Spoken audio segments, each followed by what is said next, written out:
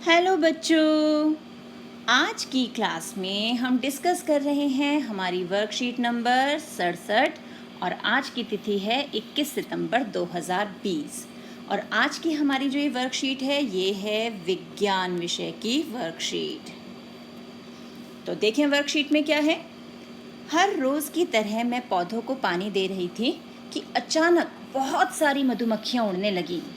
ध्यान से देखने पर बड़े पौधों के बीच एक मधुमक्खी का छत्ता दिखाई दिया। उसे देखकर मैं बहुत खुश हुई क्योंकि अभी तक सिर्फ किताबों में ही देखा व पढ़ा था और अब समझी कि किताबें पढ़ना कितना ज़रूरी है।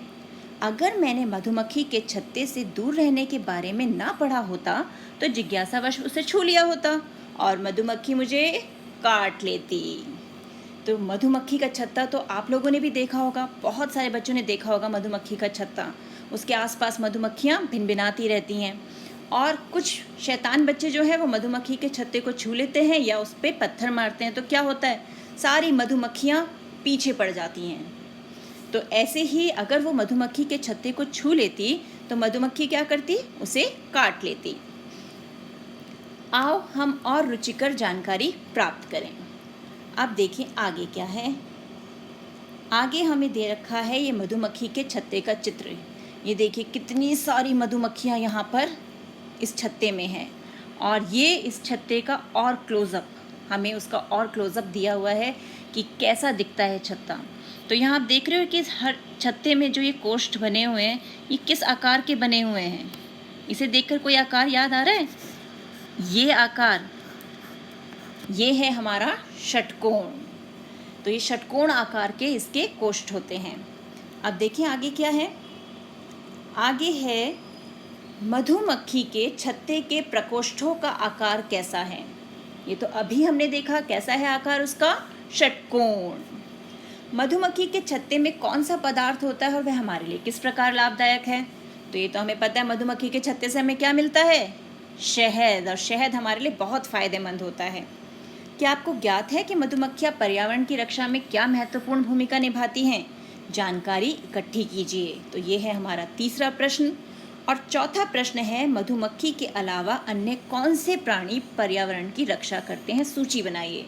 यानी मधुमक्खी जैसे हमारे पर्यावरण की रक्षा करती है, ऐसे कौन से हैं जो पर्यावरण में संतुलन बनाए रखे हैं। तो देखते हैं इन प्रश्नों के उत्तर।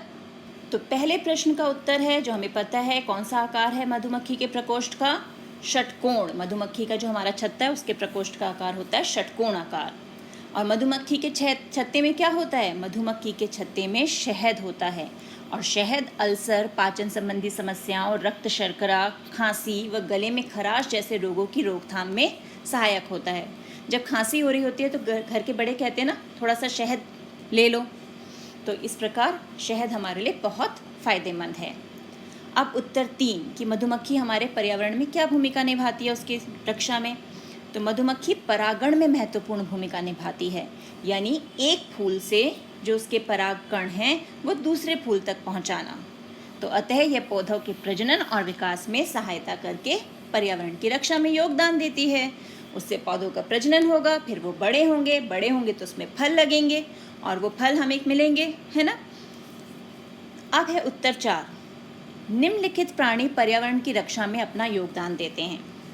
जैसे कुछ जीवाणु पर्यावरण को साफ रखने में सहायता करते हैं। वो क्या करते हैं, जो पदार्थ हैं या मृत जीव हैं उनका विघटन करते हैं और उसे वापस पर्यावरण में, मिट्टी में मिला देते हैं, तो पर्यावरण साफ रहता है। राइजोबियम जीवाणु हवा में उपस्थित नाइट्रोजन को पौधों के लिए एकत्रित करता है। यानी राइजोबियम जो है वो हवा में जो फ्री नाइट्रोजन है उसको पौधों के लिए एकत्रित करके उनकी जड़ें जो हैं उनमें फिक्स कर देता है।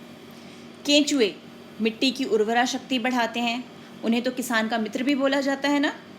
पक्षी बीजों के फैलाव में सहायता करते हैं।